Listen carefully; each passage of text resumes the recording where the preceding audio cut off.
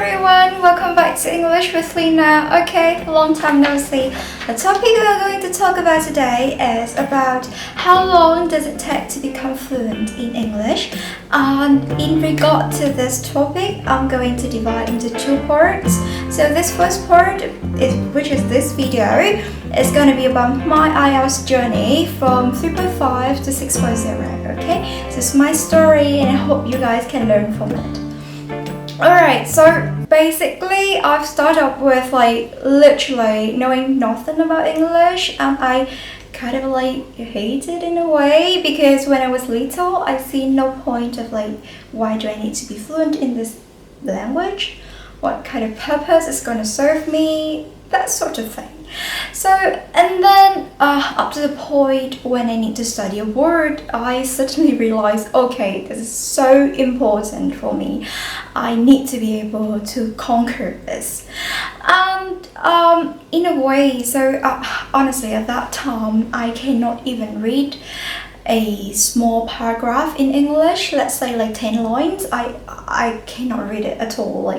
I don't know how the words gonna come together, how to pronounce anything, things like that. So I enrolled in an international English center, and it was a super intensive course for around 3 months, if I remember correctly. And the reason why I say it is intensive is because it took around 20 hours in class learning per week.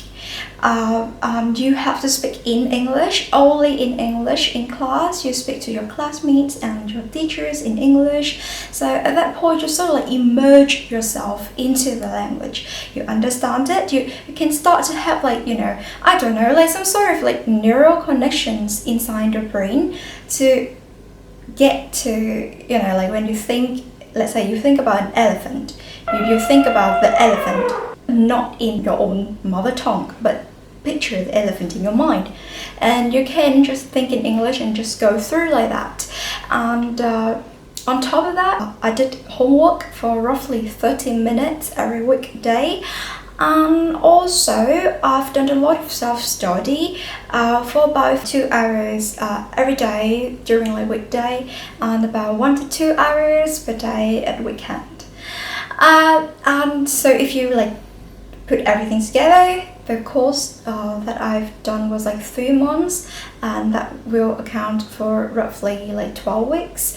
So if you add them all together, that's gonna be 414 hours in total.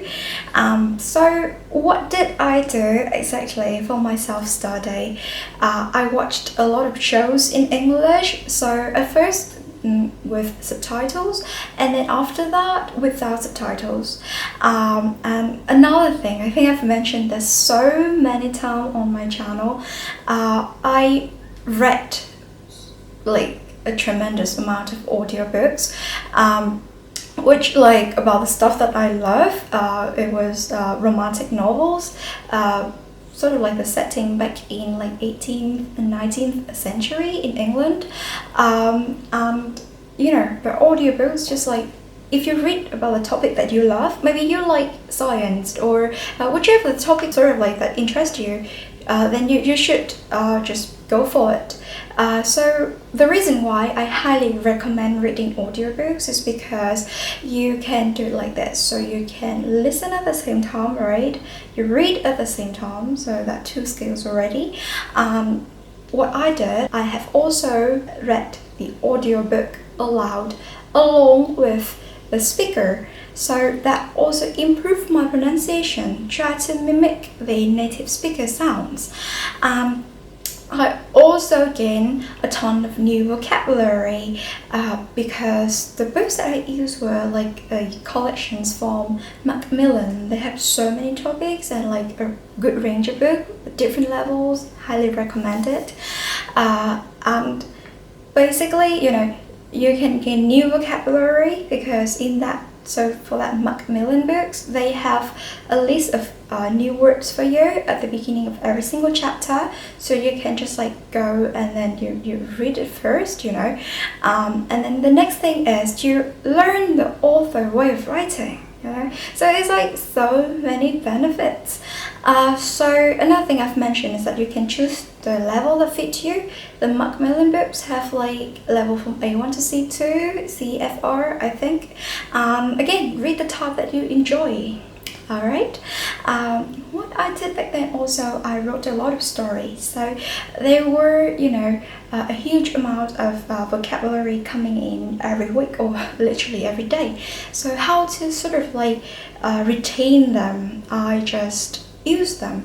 So there are two productive skills, which are like speaking and writing, right? So you try to use the vocabulary that you have acquired verbally, so just speak it and just say it. And writing as well, so what I did, I wrote a story. What else did I do? I have also listened to a lot of music as well. So the point of music is like normally just chill and relax, indulge yourself into the rhythm. That's so. But then how can you actually learn? How can you like push yourself forward and make it become active learning? So after you enjoy the song, you can always look up the lyrics, right? Just learn it, learn the words, learn the pronunciation. Maybe sometimes they have like linking sound, like words just literally like got linked together, and you can learn that as well.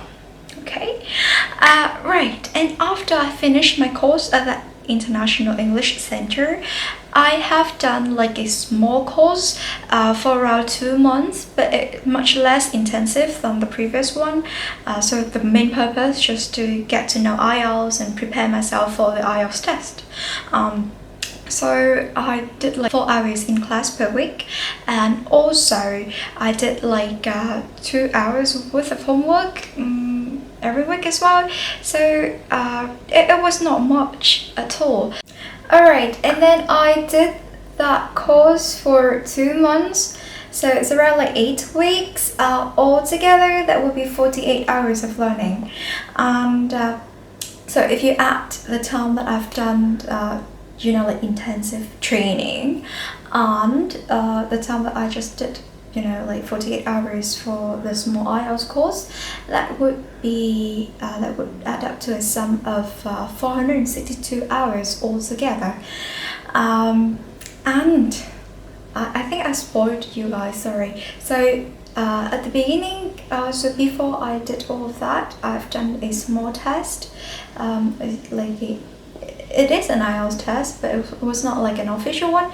It was just a random English center, and I've got 3.5 or 4.0, and then after 2 courses, which like 5 months altogether, I got 6.0. So if you consider IELTS as a scale to measure my improvement, then yes, I have actually improved quite a lot after 5 months. So that would be like from beginner to intermediate level, equate to like A2 to B2, CEFR level. And the thing to take away from here is that when you learn English, when you want to quantify your English learning times, don't do it by years, do it by hours, okay? And consistency is key. How you divide your hours and how well you can stick to your goal, right? So if you look at this reference table, it's from Education First. It's said like from A2 to this B2 level, you're gonna need 300 plus 200, 500 hours altogether. So roughly kind of close to my 462 hours journey. You can read the full article in the link down below. I will put it down on the description box. And that table sort of like gives you a like a brief explanation of how long normally it's gonna take for you to gain a certain level in English. And of course it depends on other factors as well, like your mother tongue, is it like ABC alphabet, or how close is it to English itself, and the languages that you have learned. Maybe you have known, like you have studied 2 or 3 other languages, then your 4th one may come in a little bit more natural.